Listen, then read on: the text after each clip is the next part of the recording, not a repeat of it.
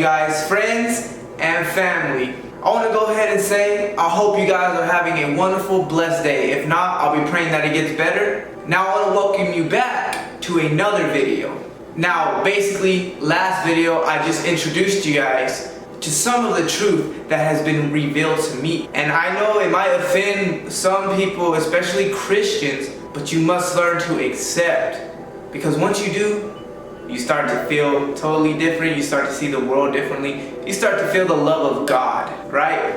Okay guys, so I basically told you guys that everything was created spiritually by Father in heaven. And the contradiction comes in. It's not contradiction, but rather another creation. And that, my friends, is Jehovah, Yahweh, whoever you identify him as. But that Old Testament God, the God of Moses, the God who kicked Adam and Eve out of the garden, he is Satan.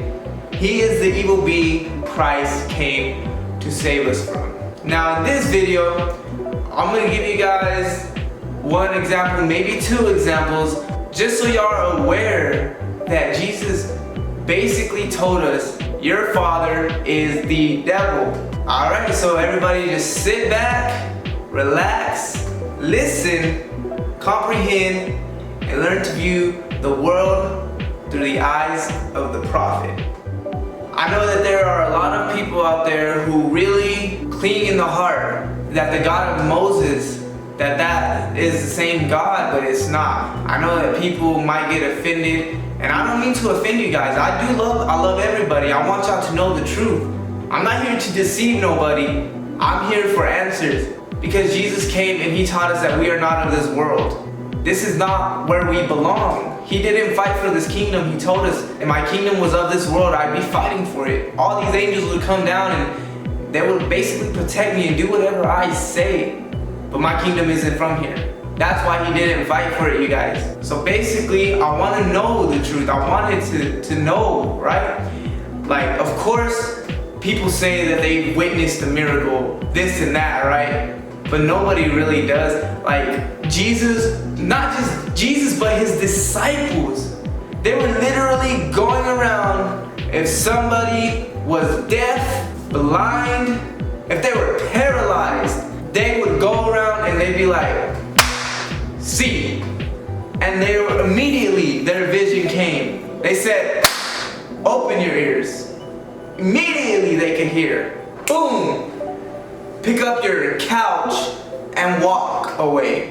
Why is nobody doing that, guys? That was my biggest question. And before all of you Christians get offended and be like, oh no, that's just Jesus. Only Jesus can do that. Nobody else can do that. Only Jesus. That's why we must call on his name. Yes, guys, but look a little deeper. Jesus said when he departs that another comforter will come. You will receive the Holy Spirit. And when you receive this Holy Spirit, he said you can do everything that I did and more. Now you tell me, what should you get from that? That Jesus said we have the power ourselves. Jesus said, I'm the firstborn of many. So if nobody's going around and healing these paralyzed people and saying, get up and walk, your sins are forgiven. If nobody's going around and making the blind man see 20/20 vision or the deaf hear perfectly, if nobody's going around casting out real demons and real sicknesses, diseases, and all sorts of other things, if nobody's going around doing that, then we as a whole have been deceived. We have been lied to. We have been tricked into believing that it's not possible. And Jesus said, with God, all things are possible, right? I know y'all all have these questions in your heart. Everybody has these questions, but most people are too afraid to answer them because of that Old Testament God, because of that law. Because he said, worship me, but don't practice divination. But yet Moses turned his staff into a serpent. Now you tell me, is that magic or not? And don't be like, oh, but it's Moses, he's able to do that. He didn't want everybody to do it, because once everybody did it, they would all be enlightened and they would all know the truth. Jesus came to free us from that guy. He came to free us from the law. All y'all think that when he said, I didn't come to abolish the law, but rather to fulfill it. I bet most of y'all think that he's saying, I didn't come to abolish the law, but to enforce the law. I bet that's what y'all are thinking he's saying. That's not what he's saying, guys. I used to think that that's what he said until I read it and understood it more. I looked at it closer. He said he came to fulfill the law. Basically to show you guys that if you kept the law, you are a perfect being. And by keeping the law, you are in touch with your true self. And that by keeping the law, you are connected with the true God. We were connected from the beginning until Yahweh or Jehovah separated us and told us otherwise. He gave us rules. Naturally, most people, I'm not saying all, but if you're giving a rule, what's the first thing you want to do? Break the rule? He told them not to eat, so they ate. He knew that they were going to eat. That's why he said, don't eat from that tree. He also knew, he said, if I give them all these laws and these commandments, they're going to want to break it. You tell your child not to eat something, right? You look away, they're eating it. We were smart beings. We know what he wanted from us. We know what he wanted us to do. We didn't do it because he told us. After we knew that he would punish us, we would rather take punishment rather than listen to the law, right? Well, he did that on purpose. He did that to keep us from the Father. That brings me to my point. The truth of the matter is when Jesus came and said he came to fulfill the law, he's showing us. He said, look, the law is the way, but you must do it by grace, not out of fear. He said, look, I'm going to do it because there is somebody above that guy who gave you the law. He will bless you with everything you ask for.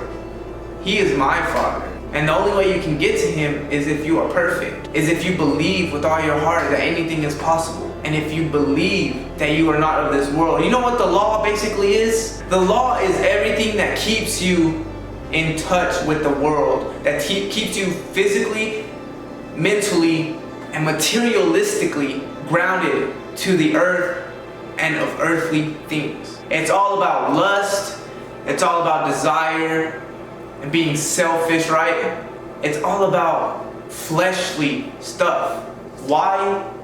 Because if you break the law, you are under law. Guys, this is really, really hard to understand. I'm not saying you do not have to keep the law. I'm just telling you guys, it's so much easier to keep the law when you know that you can connect to the true source of all creation, to the true power, the true divine being who created everything. When you know that if you keep the law, you can connect to pure love and pure light, it's so much easier to keep it. You want to keep it. You want to do more. Because if you give, you will receive. Jesus told us that. Love, love, and love is all Jesus taught you. Give charity. Be sincere. Be nice. Be loving and caring. Be kind and merciful. Nobody seems to get that. Everybody you meet and everybody you don't meet, everybody has their past life. That's why they do what they do. If somebody steals, they never know what hard work was actually like. They grew up in an environment where they thought stealing was okay. They didn't know right from wrong. Guys, that's why you shouldn't judge somebody. That's why you shouldn't say they deserve what they get. You should love them just as you love your mom, your dad, your brother, your sister. You should love everybody just the same. Every single person, good or bad, whatever you consider good or bad, they all have a past. They all have something that connects them to thinking that whatever they are doing is okay. Jesus said love them anyways. Jesus, guys, is the way. He showed you guys. He said, you do this, my Father in heaven will see, and he will give you more than what you ask. He will see how much you love. He will see you're giving people money who need it when you yourself don't have money. So he'll give you more so you can bless more. He's gonna love you guys no matter what. But it's until you start getting in tune and in touch and you can talk to him directly, until you start understanding what he wants from you, It's not until then, when your eyes are open, when you'll start to realize that He is pure love. Nobody can withstand His light. That Old Testament God, Jehovah, Yahweh, He is not our Father in heaven. Alright? I'm going to tell you this story right here. We all know, right? It's righteous that the slaves are free, but it's not righteous the way He freed them. He killed the firstborn of Egypt, the sons. He killed them. Like, they didn't have nothing to do with it. That's not righteous, guys. He killed a child. He killed children. He killed the Pharaoh's child. Over what? To prove something? Jesus wasn't like that. Jesus didn't say, worship me, worship my Father, or I will kill you, or I will punish you. Jesus did not say that, guys. They are totally, completely different people. And if you are ready for this verse, you will see. Alright, so basically, Moses freed the slaves, right? Well, remember when they were wandering the desert, all of the children, they were crying and they were complaining, guys, to Moses and to God, right? They were crying because they were hungry. It was hot and they were all starving. They wanted food. And they even said that it would have been better for them to have stayed in Egypt because they would have eaten already, you know? All they wanted was some food. Well, God got mad, right? Y'all know what He did? He sent fiery serpents down to His own children, to His people. And those serpents, they literally bit the people. And if they bit somebody, those people died. He killed His own people because they were crying that they were hungry. Does that sound righteous? Moses had to talk him out of that. And most people I tell this story to, guys, they do not even recall that this happened. But just so you know, if you go to the book of Numbers, chapter 21, if you start at verse 4, just read from there. You'll see the little story that I'm telling you. You will see that he did this according to what I said. I'm basically just repeating the story. So keep this story in mind, guys, when I tell you this next part, because it will blow you away. Remember when Jesus would teach in the synagogue? He would teach to all the people, the Pharisees. He would give all His teachings, remember? Jesus would teach all the time, because that was His calling. Well, He came, right? In the book of Matthew, chapter 7, verse 7 and 8, He's telling us, He's telling them, He's letting everybody know that if you knock, the door will be answered. You ask, you will receive, right? And starting in verse 9, His next little parable, His next teaching, He uses a story. He uses this story in such a way that He calls out the Old Testament God without even saying His name, without pointing fingers directly towards Him that nobody even recognized this is what He was doing. This is also in the book of Luke, but he calls him out and he says, out of all you men, all you fathers, which one of you would give your child a stone if he asks for bread?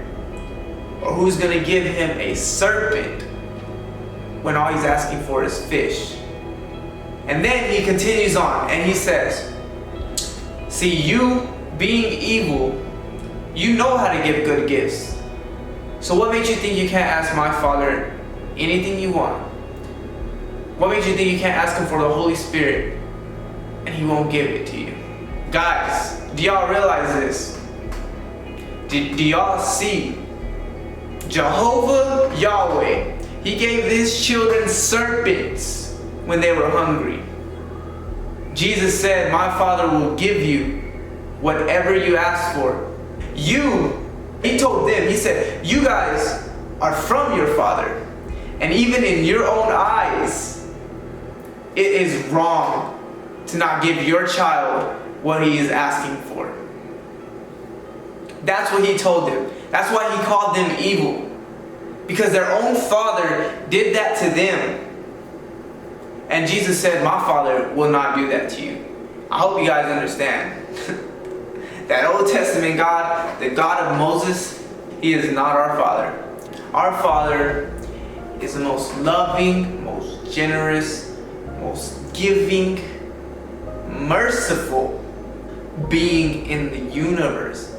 Our Father is eternal, forever growing. We were made in his image, guys. That's us. God is in us. Jesus told you. He said, I am in the Father is in me. I am in you. We are all connected. When you can grasp onto this, you will know who your Father is. Jesus said, if you know me, you know my Father. So don't ask who my Father is. And who was Jesus, guys? That's what we needed to focus on. That's what we need to find out. Not the Old Testament. We don't need no law from the Old Testament. That Old Testament will mess you up because people think it's righteous that he killed for his people. It's not righteous, guys. That Old Testament God, he said, go out and kill these people because they don't worship me. Most of the stories in the Old Testament are like that. He told them, he said, go take their land, kill everybody and leave no survivors. Take all their possessions, take everything they have from them. That's righteous? That's good? That is not good. You know that saying in the Bible where it says, woe to you who think good is evil and evil is good. This is what it's talking about. If you think him killing innocent people, if you think that that is good, woe to you.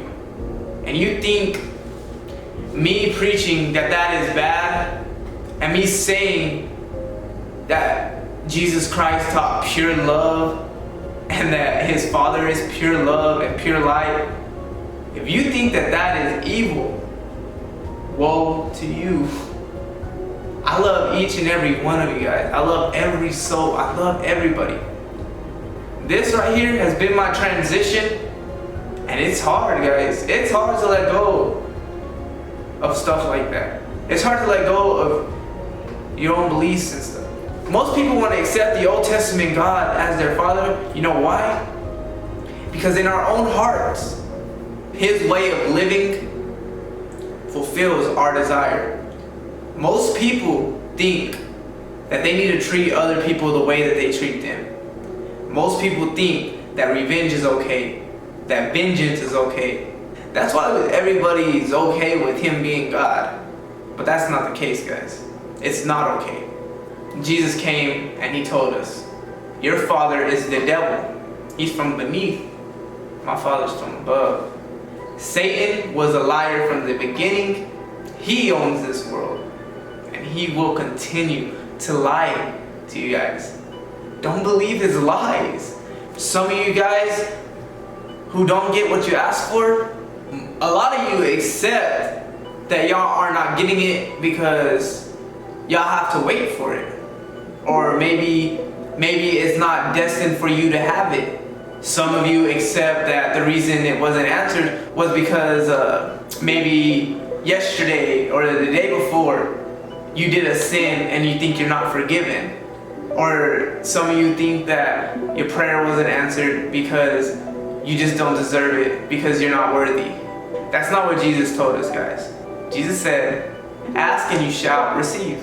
Jesus said his Father is love, and he gives to everybody, good or bad. A lot of people are blessed and people don't understand why. Because your Father is pure love. Your Father loves the people who hate him, and he loves the people who love him. He treats everybody the same, favors nobody. Guys, the reason your prayers are not answered is because you're praying to the wrong guy. You're worshiping the wrong guy. Your heart's desire is fulfilled by worshiping that guy. Jehovah, Yahweh, that Old Testament God, the God of Moses, he's evil. But for today, that's gonna be y'all's lesson. I want y'all to understand that there is something greater at stake, that we are perfect, divine beings. We are spiritual. This physical world is not our home. I want you guys to realize that there is a kingdom that we are a part of. And I want you guys to know that your Father loves you. Rich, poor, young, old, straight, gay. Right now, Christians, they want to be judging everybody because of the law. Jesus said, don't judge. He said, you want to be judged, then judge. If you don't want to be judged, then don't judge. If you're going to judge, then you're under law. Most of y'all think that it's going to be Jesus who judges you and condemns you to hell. But really it is Jesus sees in your heart that you are a judger, right? So he doesn't accept you. That's all it is. He leaves you. He leaves you in this world to suffer and to suffer some more. And y'all may think that that's harsh, but that's not. It's not. He's telling you guys, I'm here to save y'all. And if you don't choose me, that's not my fault. I'll give you what you ask for, but you can't come into my kingdom if you don't love. Jesus is the way, the truth, and the life. He said, no man comes to the Father but through him. Don't be deceived in thinking that being judgeful, being evil, don't think that that's righteous, because it's not. That's not from our Father, and that's not what our Father intended when we were created from the beginning. So that's it for today. It's been great teaching you guys. I love you all. This has been The Prophet, and I'm out.